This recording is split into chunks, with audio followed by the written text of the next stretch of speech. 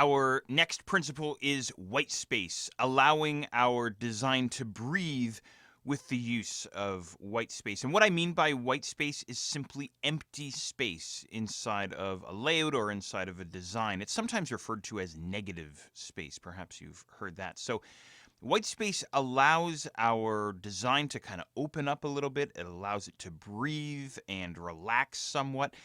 It makes it easier for the viewer to understand the message that you're trying to communicate or that your layout is trying to communicate. White space also makes a design cleaner, simpler, and as I mentioned just a second ago, easier to understand.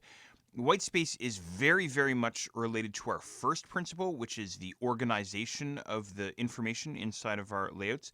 And it's also very much related to composition as well. So let's take a look at this.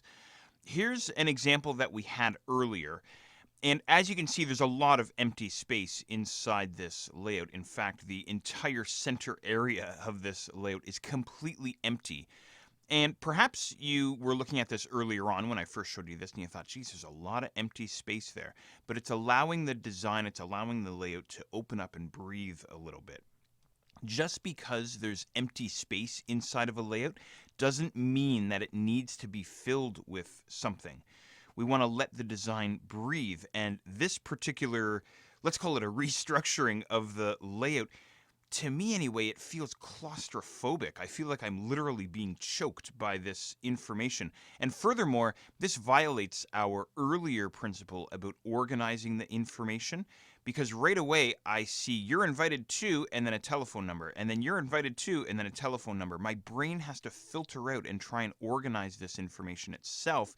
And as I've mentioned many times earlier, it's making my brain work and process to try and figure out exactly what it is that I'm looking at. I didn't even see you're invited to John's surprise birthday, or specifically John's surprise birthday. I saw that you're invited too. So hopefully you understand what I'm saying here. Okay, so why not go with something that's going to be a little bit easier on the eyes? Perhaps something like this. Now, this example might not be the absolute best that this layout can be, but it's easily 1,000 times better than the previous example that I just had up on screen for you. Okay? So unless you're going for some kind of a radical, bold, attention-grabbing statement, I would be very leery about cramming your design corner to corner, top to bottom, with as much content as you can. But even this, to me, feels claustrophobic, and I feel like I'm getting choked. Right away, I see used white space, use white space. That's where my eye's drawn to right away. Use white space layouts, use white space layouts. That's what my brain is getting out of this particular layout. So we want to use white space to our advantage. We want to allow it to give our layouts a chance to open up and breathe, as I've said several times already. So let's try to keep things clean and simple and easy to understand for the viewer and not hammer them over the head with too much information.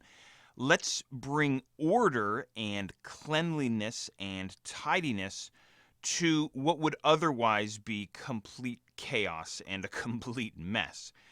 Here's another example. The silhouetted photo down towards the bottom of this movie poster, the large empty background towards the top of this movie poster lets everything breathe. It's easy for you and I to digest what this is.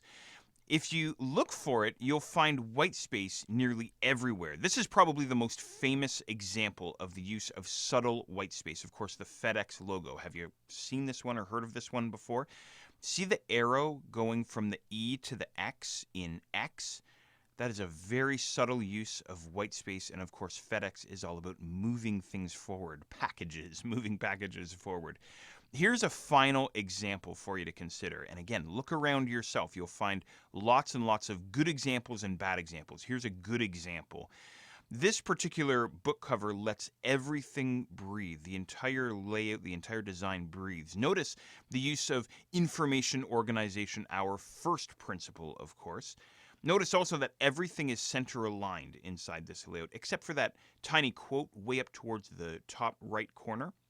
And alignment, of course, was an earlier principle as well. But here, the center alignment gives the entire layout a much more formal, much more structured sense or look, doesn't it? The design also has rhythm. I wanted to point this out by repeating the marbles and also the typeface that's used throughout the entire layout. So these marbles, what I did myself is I put my hand over the marbles in the top left corner, towards the top left corner. If there was just the one marble underneath the book title, Outliers, then you and I would think it's a mistake, or we would look at that and go, what is that supposed to be? Is that supposed to be a crystal ball, or is it supposed to be just a single marble, or is that planet Earth? I don't really know. But they throw in a handful of other marbles or crystal balls or whatever the heck they're supposed to be up towards the top left, and everything's tied together immediately. Okay? And of course, this layout also uses plenty of white space and contrast being our next and final principle. Let's go and check it out.